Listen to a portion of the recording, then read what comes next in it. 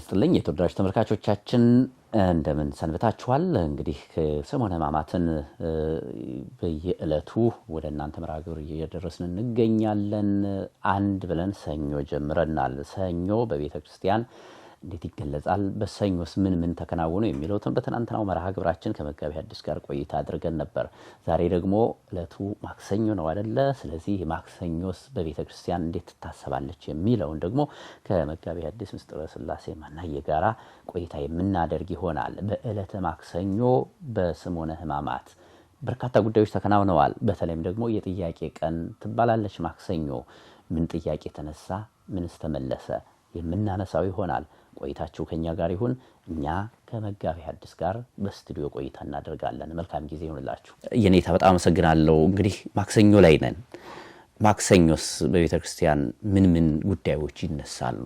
በተለየ ሁኔታ ማክሰኞ ለተተስዕሎ ይባላል። የጥያቄ ቀን ነው የሚባለው። ያው ከሆሳዕና ነው የሁሉም ማዕረግ የሚመዘዘው። ከዕለተ ሆሳዕና ነው። አሁን በዕለተ ሆሳዕና የመቅደሱን በር ዘግተውበት ወደ መቅደስ ገብቷል ጌታችን። ግን መቅደሱን ገበያ አድርገውት ነበር የሚል ቃል አለ እዚያ እና ያንን በገበያ ላይ የሚሸጡ የሚለውጡትን ቤቴሰ ቤተ ጸሎት ይሰማይ ወአንትሙ ሰረሰይክሙ ወበአተ ፈያቶ ሰረቅት፣ ቤቴ ቤተ መቅደስ የጸሎት ቤት ይባላል ለአሕዛብ ሁሉ፣ እናንተ ግን ገበያ መናገጃ አደረጋችሁት ሲል ገበያውን ፈቷል ጌታችን፣ አባሯል። እና ገቢ ቀረብን ያሉ ፈሪሳውያን፣ ጸሐፍት፣ ሰዱቃውያን ሌሎችም ተጠቃሚ የነበሩት በዚያ ገንዘብ ቢዝነሱ ጀርባ ላይ ያሉት በሙሉ ጥያቄ አቅርበዋል። በመባ የተመኑ ትገብር ዘንተ ወመኑ ወሀበከ ዘንተ ስልጣነ፣ ገበያ እንድትፈታ ስልጣን የሰጠህ ማን ነው የሚል ጥያቄ ነው ያቀረቡት።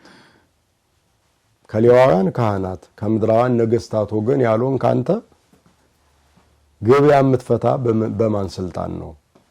ማን የሾመህ የሚል ጥያቄ አቅርበዋል። እንግዲህ የቤተ መቅደሱ ባለቤት የክህነትም የመንግስትም ባለቤት እንደሆነ አላወቁም። ያለዋቂ አነጋገር ይባላል።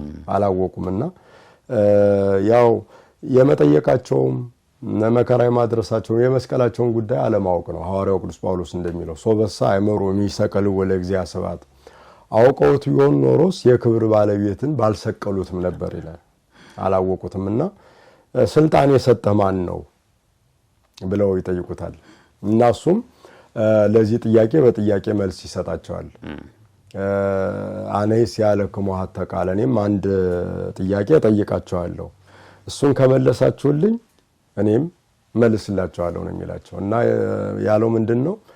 ጥምቀቱ ለዮሐንስ ሰማይት የይቲ፣ የዮሐንስ ጥምቀት ከየት ናት? ከሰማይ ናት ወይስ ከሰው የሚል ጥያቄ ነው የጠየቃቸው። የሚያሳየን እንግዲህ ለተጠየቀ ጥያቄ ሁሉ መልስ ለመስጠት መድከም ተገቢ ላይሆን ይችላል። አንዳንዴ ጥያቄው በጥያቄ ሊመለስ ይችላል እና እነሱ ይሄን ሲጠይቁት እሱም ደግሞ ይሄን ጠየቃቸው ማለት ነው። ለምን ይሆን ይሄን የመረጠው? ማለት የዮሐንስ ጥምቀት ከሰማይ ነው ካሉ ዮሐንስ ስለሱ መስክሯል። እሱን መቀበል አለባቸው ክርስቶስ አይደለም። ከምድር ነው ካሉ ደግሞ ሌላ ነው። ስለዚህ ከሰማይ ነውም ከምድር ነውም አላሉም እነሱ። አጣብቂኝ ነው ለነሱ። ከሰማይ ነው እንዳሉ ታዲያ ትምህርቱን ለምን አልተቀበላችሁትም? በእኔ ስለምን አላመናችሁም ሌላቸው ነው። ከምድር ነው እንዳይሉ ደግሞ ከህዝቡ ጋር ሊጋጩ ነው። ህዝቡ ዮሐንስን እንደ መምህር፣ እንደ አባት፣ እንደ ትልቅ ነቢይ ያከብሩታል። ሰማይ እንደተላከ ነቢይ ነው የሚያከብሩት። ስለዚህ በዚህ ጊዜ እነሱ እንዳማራጭ ወሰዱት። አናውቀውም፣ ከየት እንደሆነ አናውቅም የሚል መልስ ነው የሰጡት። የብልጠት መልስ ነው ማለት ነው። የብልጠት መልስ ነው። ምክንያቱም ከሰማይ ነው ቢሉት ለምን አልተቀበላችሁትም ሌላቸው ነው። መልስ ያጣሉ። ከምድር ነው እሱ እግዚአብሔር አላከውም ቢል ደግሞ ህዝቡ ደግሞ ሊነሳባቸው ነው። ስለዚህ አናውቀውም አሉት። እሺ እኔም መልስ አልሰጣችሁም አላቸው ማለት ነው። እና ይሄ ዕለተ ተስዕሎ ይባላል። የጥያቄ ቀን ነው የሚባለው። በዚህ መልኩ ለጠየቁት ጥያቄ ጌታችን ያው መልስ ሰጥቷል። ሌላም ጥያቄዎች አሉ። ይሄ ብቻ አይደለም። በዚህ የተስዕሎ ቀን በሚባለው ለቄሳር ግብር መስጠት ይገባል ወይስ አይገባም የሚል ጥያቄም አቅርበዋል። በዚህ ዕለት ነው። ይሄ ከፖለቲካ ጋር ለማጋጨት ለማላተም የተደረገ ነው። ለቄሳር ግብር መስጠት አይገባም ቢል ይኸው ለቄሳር ግብር መስጠት አይገባም ይላል ለማለት የክስ ነጥብ ነው የሚፈልጉት። ነቀፋ ለማግኘት ነው የሚጥሩት። እንደዚያ ነው። መስጠት ይገባል ቢልም ደግሞ አሁንም ከእግዚአብሔርን የተላኩ ይላል። ግን ለምድራውያን ነገስታት ነው የሚሰብከው። ለነሱ ድጋፍ ሰጪ ነው ለማለት ከህዝቡ ለመለየት ነው የሚጠቀሙት። በዚያ ምን በል በዚያ የአይሁድ የፈሪሳውያን ጥያቄያቸው ተንኮል የተሞላበት ነው። ይህን ተንኮል ደግሞ እሱ ያውቀዋል። ከመታሰቡ አስቀድሞ የሰውን ሐሳብ የሚያውቅ የሚረዳ፣ ስለ ሐሳባችን ነጋሪ የማይፈልግ አይደለም። ስለዚህ ክፋታቸውን ስለሚያውቅ መስጠት ይገባልም አላለም፣ አይገባምም አላለም። የሳንቲሙን መልኩን አሳዩኝ አላቸው ይላል። አሪውን ያላደ ዲናሩ የሳንቲሙን መልኩን አሳዩኝ፣ የትኛው ነው ሳንቲሙ አላቸው። ሳንቲሙን ሲያመጡት በአንድ ጎን ስዕለ ኪሩብ አለበት፣ ስመ እግዚአብሔር ተጽፎበታል። በሌላኛው ገጽታው ደግሞ የቄሳር የንጉሱ ስዕል ፎቶ አለበት ማለት ነው። ስለዚህ ምንድነው ያለው? የእግዚአብሔርን ለእግዚአብሔር የቄሳርን ለቄሳር ስጡ አለ ይላል። ሳንቲሙ አንድ ነው፣ ለሁለት መከፈል አይችልም። እሱን ለማስጨነቅ በተንኮል ጥያቄ አመጡ። እሱ ደግሞ እንዲሁ በጥበብ መልስ ይሰጣቸው እናያለን። ይሄ የሚያሳየን ተንኮል ለተሞላው ዓለም በጥበብ መልስ መስጠት፣ እንደ ጊዜ ግብሩ እንዳመጣጡ ተገቢ በሆነ መልኩ መመለስ እንደሚገባ ነው። ይሄ እንግዲህ እንደ ባብሎች እንደ ርግቤ ውሃዎች ሆኑ የሚለው ቃል እዚህ ላይ ሊሰራ ይችላል።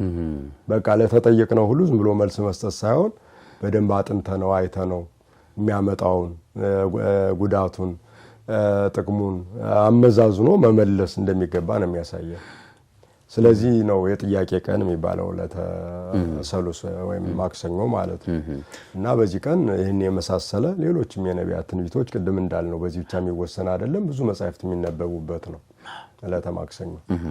ምናልባት ከግብረ ሕማማት ውጭ ማክሰኞ ላይ ሊነበቡ የሚችሉ መጽሐፍት ይኖራል? በሙሉ የነቢያት ትንቢት ቅዱሳት መጻሕፍትና ድርሳናት ብዙ ናቸው። ድርሳነ ማህየዊን መሰል ሌሎች ድርሳናት የሊቃውንት ድርሳናት ብዙ ናቸው። ለተግሳጸ ዮሐንስ አፈወርቅ፣ ለድርሳነ ዮሐንስ አፈወርቅ፣ ቄርሎስ፣ ሌሎች መጻሕፍት በሰሙነ ሕማማት የማይወጣ የመጽሐፍ አይነት የለም። መዘርዘር አልችልም፣ በጣም ብዙ ነው። ይህንንም በእውነት መጠቆም የምፈልገው ምዕመናን ማየት ነው የሚጠበቅባቸው። ሲሄዱ ምን እንደሚነበብ ይሰማል። ለሃ ማርያም የእመቤታችንን ሐዘን ልቅሶ፣ ጌታችን መከራ የደረሰባትን ጽዋቶ መከራ በዝርዝር የሚያስረዳ መጽሐፍ አለው። በየሰዓቱ ነው ያለው ይሄ ሁሉ ማለት ነው። እነ ድርሳነ ያዕቆብ ዘስሩግ ሌሎችም መጻሕፍት ይነበባሉ። በጠቅላላው ከኦሪት ዘፍጥረት እስከ ራዕየ ዮሐንስ ዋናው 10 መጻሕፍት ይነበባሉ በየክፍሉ። በንባብ ብቻ አይደለም ከትርጓሜ ጋር የሚቀርቡበት ሳምንት ነው። ብዙ መጻሕፍት ናቸው። አሁን ይሄ ብሎ መወሰን ትክክል። እንደ መጽሐፉማ ብዛት ብዙ ናቸው። እያንዳንዳቸው መጽሐፍም ለማንሳት ሳይሆን ምእመናንም እነዚህ መጽሐፍ ሲነበቡ እንዲረዷቸው ነው። ለምንድን ነው የሚነበቡ በተለየ መንገድ የሚለውን ከቀኑ ጋር ከሁኔታው ጋር ከነገረ ሕማማቱ ጋር ጉዳይ አላቸው። አሁን የነቢያትን ትንቢት የ10 መጻሕፍትን ስናነብ የነቢያት ትንቢት በሙሉ እዚያ ላይ ነው ያለው። ድርሳናት ደግሞ ያን የሚተረጉሙ ናቸው፣ የሚያብራሩ ናቸው፣ በደንብ ይገልጡታል ማለት ነው። ስለዚህ ተዛማጅ ናቸው፣ የተለያዩ አይደሉም። እዚያ ላይ የተነበበው እዚህ ላይ በደንብ ተተርጉሞ ሰፍቶ ተብራርቶ ለአእምሮ ለሕሊና በጣም ቀርቦ ተዘጋጅቶ የሚቀርብበት ነው ማለት ነው። በጣም ግሩም።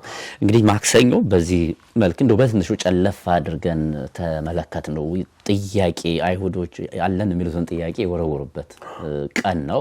ክርስቶስም ደግሞ ለእያንዳንዱ ጥያቄ በጥበብ መልስ የመለሰበት ቀን ነው። ስለዚህ የጥያቄና መልስ ቀን ተብሎ ቤተክርስቲያን ይታወቃል። ትምህርቶቹም ከዚህ ጋር የሚገናኙ ናቸው። እንግዲህ ስግደቱ ጸሎቱ እንዳለ ሆኖ የሰሙነ ሕማማት ስግደት ማለት ነው። ግሩም ነው። እስኪ ደግሞ ወደ ሮብ እንሻገር። እንግዲህ ሮብ ላይ ደረስን አይደለ? ሮብ ደግሞ በተለየ ሁኔታ በተለይ ምክረ አይሁድ የሚነሳበት ሌሎችም ሰፋ ያሉ ጉዳዮች የሚዘረዘሩበት ነው። ቤተክርስቲያንም እንደዚሁ ሮብን በተመለከተ የሚሰጡ ትምህርቶች የሚነበቡ መጽሐፍቶችም አሉ። ሮብስ ምን ተብሎ ይጠራል? ረቡዕ ያው እንግዲህ ምክረ አይሁድ ቀን ነው የሚባለው። እንግዲህ አሁን ቅድም ሰኞም ማክሰኞም የየራሳቸው ስያሜ ቢኖራቸውም ምክረ አይሁድ የሚለው ሰኞም ማክሰኞም አለ። ረቡዕ ግን ውሳኔ ያገኘበት ነው። ምክንያቱም አይሁድ ከጥያቄ አላረፉም። ጌታችን በሚያስተምርበት ሁሉ መልእክተኞቻቸውን ይልካሉ፣ ጥያቄ ያቀርባሉ። እንዴት እንደሚገሉት ያስቡ ነበር ሁልጊዜ። ያስቡ ነበር። ያ ሐሳባቸው በትክክል በሸንጎ በጉባኤ ተሰብስበው የመከሩበት ነው። ያው ሰኞ፣ ማክሰኞ፣ ረቡዕ ምክረ ሞቱ ድምዳሜ ላይ ፍጻሜ ላይ የደረሱበት ነው። ያውን በዮሐንስ ወንጌል ምዕራፍ 11 ስናይ የአልዓዛር መነሳት አለ። አልዓዛርን ካስነሳው በኋላ ነው ወደ ኢየሩሳሌም ወደ ቤተ መቅደስ የመጣው። አልዓዛርን ባስነሳው ጊዜ የግሪክ ሰዎች ሌሎችም ሰዎች ወደ ቢታንያ ይመጡ ነበር። ጌታችንንም ለማየት ከሞት ያስነሳውን አልዓዛርንም ለማየት ይመጡ ነበር ነው የሚል እና በዚያ ጊዜ የአይሁድ የፈሪሳውያን ስጋት ምን ነበር? አልዓዛርን እናያለን እያሉ ብዙ ሰዎች ወደሱ እየመጡ በሱ እያመኑ ነው። ስለዚህ ሮማውያን፣ ግሪካውያን መጥተው ሀገራችንን ይወሩናል የሚል ስጋት ሁሉ ነበራቸው። እሱን ደግሞ ዓለም ሁሉ ይከተለዋል፣ እኛ ተከታይ እናጣለን ጭንቀታቸው ነበር እና ከዚህ የተነሳ አልዓዛርን እንግደለው ብለው መከሩ ይላል። ማለት ቢገሉት ያስነሳዋል ሞኝ ሆነው ነው እንጂ እና አልዓዛርን እንግደለው ብለው ሁሉ አስበዋል። እንግዲህ ክርስቶስን ከመግደል አልዓዛርን መግደል ወደዚያ ሰዎች ወደ ቢታንያ እንዳይመጡ ያረጋቸዋል በሚል የሞኝ ነው ሐሳቡ በርግጥ እና ከዚያን ጊዜ ጀምሮ መምከራቸው አልቀረም እና ከዚያ ጋር ተያይዞ በተነሳው ሐሳብ ውስጥ የካህናት አለቃ የነበረው ቀያፋ አለና ምን ይላል? ይሄ ይሰነ ንቅት ለሃደ ቢሴ የሚታጎል ሁሉ ህዝብ ሁሉ ከሚጎዳ አንድ ሰው ብንገል ይሻላል አለ ይላል። ክርስቶስን ነው አንድ ሰው ብንገል ይሻላል ማለት አሁን የህዝብ ሁሉ ክርስቶስን መከተል በእነሱ አይን ጥፋት ነው ብለው ነው የሚያስቡት። የዘላለም ህይወት እንደሆነ አላወቁም። የህዝቡ እሱን መከተል እሱን መስማት ማድመጥና ያን ባለመረዳታቸው ይሄ ይሰነንቅ ተላሃደ ቢስ የሚታጎል ሁሉ ህዝብ ሰው ሁሉ ከሚጎዳ ከሚጠፋ እሱን እየተከተለ ወደ ጥፋት ከሚሄድ ይሄን ሰው ብንገለው ይሻላል አለ ይላል እና ይሄ የቀያፋ ሐሳብ ተቀባይነት አግኝቷል። በዚህ ድምዳሜ ላይ ደርሰዋል ማለት ነው እና ዕለተ ረቡዕ ምክረ አይሁድ ፍጻሜውን ያገኘበት የተደመደመበት እንግደለው የሚለው ውሳኔ ላይ በቃ ያለምንም ልዩነት የተስማሙበት ቀን ስለሆነ ምክረ ሞቱ የተፈጸመበት ቀን ነው የሚባለው። ዕለተ ረቡዕ ምክረ ሞቱ በቃ መገደሉ የተወሰነበት ቀን ነው። ከዚያ በኋላ ወስነዋል። እንዴት እንደሚይዙት ነው ያስቡ የነበረው። እንግዲህ ወደ ሌሎች ወደ ጸሎተ ሐሙስ ወደ ዓርብ ወደ ተከናወኑት የሚመራን ይሄ ነው። ይሄ መንገድ ነው ማለት ነው እና እንዴት እንይዘዋለን? እንዴት እናገኘዋለን? ማን ያለበትን ያሳየናል? ማን ይመራናል? ይሄ ሁሉ በምክራቸው ውስጥ ነበር። ስለዚህ ስልት ቀይሰው በጠቅላላው የሚይዙበትን መንገድ ወስነው ስራ ተከፋፍለው ነው የተለያዩት ማለት ነው። ይሄ የነሱ ብቻ አይደለም። ከወታደሮች ጋር ሁሉ ግንኙነት አድርገዋል፣ ጨርሰዋል። በቃ እሱን የሚይዝ ይዞ የሚያመጣ ምን የሚል አድርገዋል። አዎ በዚያ ሂደት ያው እንግዲህ ደግሞ መንገድ የሚመራ ይሁዳንም አግኝተዋል ማለት ነው። ያው እንግዲህ የይሁዳ ፊት አውራሪ ይሁዳ ይላሉ አባቶቻችን። ያኛው የያዕቆብ ልጅ ይሁዳ ዮሴፍ እንዲሸጥ ምክረ ሐሳብ ያቀረበው እሱ ነበር። እነዚህም የዚያ የግብር ልጆች ናቸውና ክርስቶስ እንዲገደል ሐሳብ አቅርበዋል ነው የሚለውና በጠቅላላው ረቡዕ ባጭሩ ምክረ ሞቱ የተፈጸመበት ነው። የክርስቶስ ምክረ ሞት የሰው ልጆች ደግሞ ምክረ ድህነት የተፈጸመው በዕለተ ዓርብ ነው። ምክንያቱም እሱ ይሙት ተብሎ ሲደመደም ግልባጩ የሰው ልጅ ዳን ወደ ዘላለም ሕይወት ይምጣ ነው። አይሁድ ባላወቁት ጉዳይ የዚያ ተሳታፊ ተባባሪ ሆነዋል። በደግነት አይደለም እንጂ በክፋት በተንኮል ማለት ነውና ዕለተ ረቡዕ ምክረ ሞቱ የተፈጸመበት ቀን ነው የሚባለው። እንግዲህ 5500 ዘመን የሰው ልጅ በምክረ ከሺ ተታሎ እግዚአብሔርን ያህል ጌታ ገነትን ያህል ቦታ አጥቶ መንጸፈ ደይን ወድቆ በግራጋን ተረግጦ ኖሯል አይደለም። ያንን የዲያብሎስን ምክር ክርስቶስ አፍርሶታል ሰው በመሆን ወነሰተ ምክሮ ለጸላይ አይደለም። የጠላት የዲያብሎስን ምክሩን አፈረሰበት ነው የሚለው። ምክሩ ምን ነበር? ስጋትን በመቃብር አፍርሻ በስብሼ ነፍሳትን በሲኦል ተቆራኝቼ እኖራለሁ የዲያብሎስ ምክር ነው። ይህን ለማፍረስ አምላክ ሰው ሆኖ ዲያብሎስ የመከረበትን ነፍስና ስጋ ነስቶ ተገለጠ። እሱ እንዲሞት ተመከረበት። በሞቱ ሞትን ለመደምሰስና የረከሰውን የሰው ልጅ ለመቀደስ ነውና የሱ ምክረ ሞቱ አይሁድ በእነሱ ምክር በእነሱ ፈቃድ ቢመስላቸውም በቃ ጊዜው የደረሰ በአብ ልብነት በአብ ልብነት በወልድ ቃልነት በመንፈስ ቅዱስ ሕይወትነት የተመከረችው አሐቲ የሥላሴ ምክር ፍጻሜዋ የደረሰበት ቀን መሆኑን የምናይበት ነው። የሸንጎቹ ምክር ማለት ነውና በጠቅላላው ምክረ ሞቱ የተፈጸመበት ቀን ይባላል ረቡዕ። እንደው እዚች ላይ ትንሽ እንዲቆዩ መጋቢ ሐዲስ ምክንያቱም የሁሉ ነገር መደምደሚያ ነው ሮብ የተመከረው ሮብ የተወሰነው ከዛ በኋላ ፍጻሜ ነው። ሐሙስ ዓርብ ቅዳሜ የሆነው ነገር በተለይ ደግሞ ዓርብ የተፈጸመው ነገር የሮቡን ምክር የሮቡን ውሳኔ አፈጻጸም ነው የሚባለው እንግዲህ ባሁኑ አነጋገር ፍጻሜ ያገኘበት ነው። ሮብ እንደው ያን ሲመክሩ ከሸንጎ መሃል እንደው ይሄ ሰው ምን አረገ ብሎ የተከራከረ አለ ወይስ በአንድ ልብ ወሰኑ መከሩ? ለዚህስ ውሳኔ የዳረጋቸው ምንድን ነው? ግልጽ ነው እኮ ይሄ እኮ ተነግሯል እኮ ቀደም ሲል በነቢያት ትንቢት እኮ የተነገረ ጉዳይ ነው። የነቢያት የትንቢት ትርጓሜ እኮ ነው ይሄ ምክር። በትንቢት በመዝሙረ ዳዊት መዝሙር 2 ስናነብ የምናገኘው እሱን ነው። ምንድነው? ለምን ታንገለጉ አሕዛብ ወሕዝብን ይነበቡ ከንቶ ወተንሶ ነገሥተ ምድር ወመላእክትኒ ተጋቡ ምስሌሆሙ ህቡረ ላዕለ እግዚአብሔር ወላዕለ መሲሑ። ትንቢት እኮ አለ። ያ እኮ ነው እየተተረጎመ ያለው። ህዝቡ ለምን በከንቱ ዶለቱ፣ አሕዛቡ ለምን በከንቱ ተሰበሰቡ።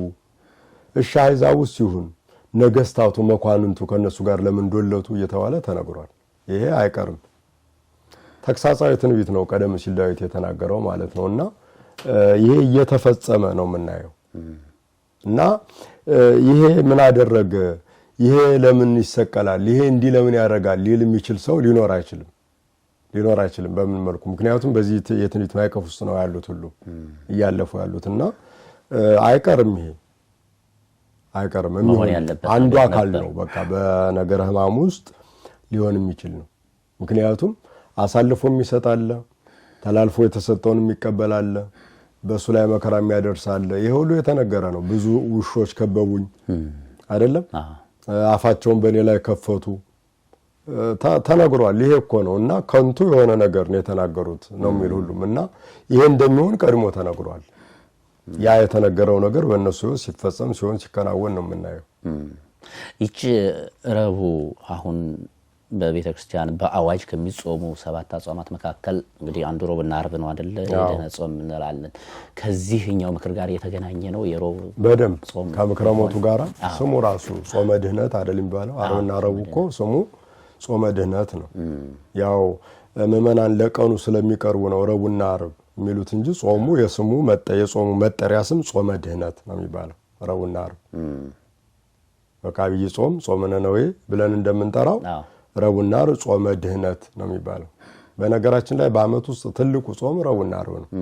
ወደ 96 ምናምን አካባቢ ቀናት የሚሆኑ ይመስለኛል ዓርብና ረቡዕ ሲደመሩ በአጠቃላይ በዓመት ውስጥ እንዲያውም ከዚያም ሊበልጡ ይችላሉ። እንግዲህ በቁጥር ከዚያ ይበልጣሉ። ግን ለምሳሌ በፋሲካ ሰሞን ዓርብና ረቡዕ አይጾሙም 50 ቀን እነሱ ሲቀነሱ እንጂ በጠቅላላ በአንድ ዓመት ውስጥ አንድ ቀን ወደ 55 ጊዜ ይመላለሳል አንድ ቀን። ስለዚህ 55 ረቡዕ 55 ዓርብ ቢኖር ወደ 110 ምናምን አካባቢ ይመጣል። ከዚህ የሰሙነ ሕማማቱን ብንቀንስ ወደ 96 በዓመት ውስጥ የሚጾመው ጾም ትልቁ ጾም ጾመ ድኅነት ነው። ስለዚህ ድፍን ዓመቱም ቤተክርስቲያን የክርስቶስን መከራ መስቀል በልቡኗ ትከሻ ላይ ተሸክማው ነው የምትኖር። የማዳኑን ስራ በጾም ዕለት ዕለት ታስቧለች። እኔን ለማዳን እንዲህ ተመክሮበታል፣ ረቡዕ ዕለት እኔን ለማዳን ደግሞ ተሰቅሏል ብላ ሁለቱን እንደ አንድ አካል አዋሃዳ አስማምታ ትጾማቸዋለች ማለት ነው። እና በጠቅላላው ለነገረ ድኅነት ቤተክርስቲያን ያላት ቦታ በጣም እጅግ ትልቅ መሆኑን የሚያሳይ እና ስሙም ጾመ ድኅነት ነው የሚባለው። ጾመ ድኅነት ነው የሚባለው እና ከዚህ ጋር ይያያዛል። መነሻዋ ይቺ የአይሁዶች ምክር ነች ጾም ማለት ነው። እንደው ይህን ለማጠቃለል የኔታ አሁን በዘመናችን ብዙ ሸንጎዎች፣ ብዙ ፓርላማዎች አሉ፣ ብዙ አፈጉባኤዎች አሉ፣ ብዙ ስብሰባዎች ይካሄዳሉ። አብዛኛዎቹ ለጥሩ ነገር ህዝብን ለሚጠቅም ህዝብ ለእድገት ለሀገር እድገት እንደዚህ አይነት ውሳኔዎች የሚወሰኑባቸው ናቸው። በእርግጥ አንዳንዶች ደግሞ ያው እንደዚህ እንደ ምክረ አይሁድ ያሉ ሊኖሩ ይችላሉ፣ ሞት የሚወሰንባቸው ሊኖሩ ይችላሉና ያኔ የአይሁዶች ሸንጎ ግን እንደው ከነዚህ በምን ሊለይ ይችላል? በምንም ሊለይ አይችልም። ምክንያቱም ለማዳን እስካልተመከረ ድረስ የጥፋት ምክር ሁሉ የአይሁድን ምክር የመሰለ ነው። ምንም ልዩነት ሊኖረው አይችልም። ያው ነው የአይሁድ የግብር ልጅ መሆኑን ነው የሚያሳየው። በጠቅላላው ሰው በዚህ ምድር ላይ ባለው ቆይታ መልካም ነገሮችን ነው ማድረግ ያለበት፣ መልካም ምክሮችን ነው መምከር ያለበት። ይሻራል እኮ ይሄ ጥበብ ያልፋል። የመካሪዎችን ምክር እሽራለሁ ይላል እግዚአብሔር። የጥበበኞችን ጥበብ አጠፋለሁ ነው የሚለን። ጥበብ አለን ዕውቀት አለን ምን አለን ብሎ ዓለም ቢመክር እንደ ሸረሪት ድር ነው ያለ ምክር አይቆምም። የሸረሪት ድር ሙሉ ሌሊቱን ሜዳውን ሞልቶት ነው የሚያድረው። ነፋስ እፍ ሲል ግን ብትንትን ይላል። የት እንደደረሰ አታውቀውም። የዓለም ምክር እንደዚያ ነው። በተለይ ክፉ ምክር ከሆነ ማለት ነው።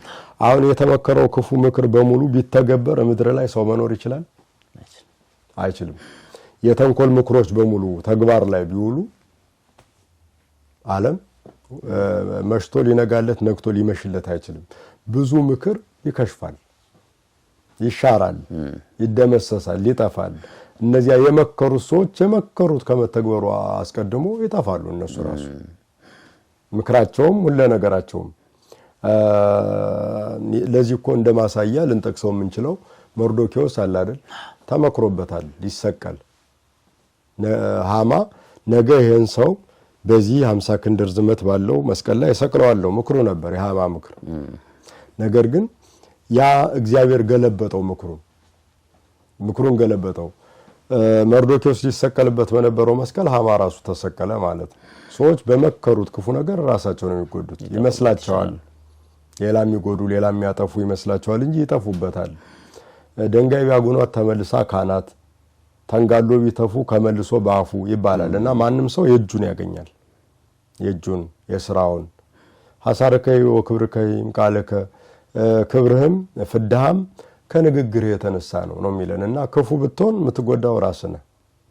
ክፉ ቢመክሩ የሚጎዱት ራሳቸው ናቸው። በመከሩት ጉድጓድ ይገባሉ አይደለም የሚል መጽሐፍና በጠቅላላው ዓለም ክፉ ሊመክር ክፉ ሊያስብ ክፉ ለማድረግ ሊያቅድ ይችላል። ያን ሁሉ ግን ማድረግ አይችልም። የእግዚአብሔር አሰራር ያከሽፈዋል ብዙ ነገሩን ማለት ነው። ያ ስለሚሆን ነው መርዛማው የተመከረው ነገር ተግባር ላይ ሳይሆን የሚቀር የእግዚአብሔር ጥበቃ አለ በዚህ ውስጥ ማለት ነውና በጠቅላላው ግን ይኖራሉ እንዲህ አይነት ምክር የሚመክሩ የክፉ ምክሮች ውስጥ መነሻ ግን በፓርላማ በዚህ በስልጣን ደረጃ በዚህ ብቻ ሳይሆን እንደ ግል በጣም ክፉ የሚመክሩ ሰዎች ይኖራሉ። ግን ያልፋል፣ የማያልፍ ነገር የለም። ግን ክፉ ከሆነ ከአይሁድ ምንም ልዩነት የለውም። አይሁድ የግብር ልጅ ነኝ ማለትን ነው የሚያመለክት ነው ባጭሩ። ግሩም ነው በጣም። መጋቢ ሐዲስ ምስጢረ ሥላሴ ማናየ በኢትዮጵያ በብስራተ ገብርኤል በቅዱስ ገብርኤል የስብከተ ወንጌል ኃላፊ ናቸው። ወደዚህ ወደ አሜሪካ አገልግሎት መጡ። እኛ ደግሞ እንግዲህ ሰሞነ ሕማማት ላይ ያገኘናቸውና ይህችን ሕማማቱን እኛ ጋር እንዲያሳልፉ ወደ ስቱዲዮ ጋበዝናቸው። ይሄው በጥሩ ሁኔታ ያስተማሩን ነው የሚገኙት። ቃል ያሰማልን መጋቢ ሐዲስ በእውነቱ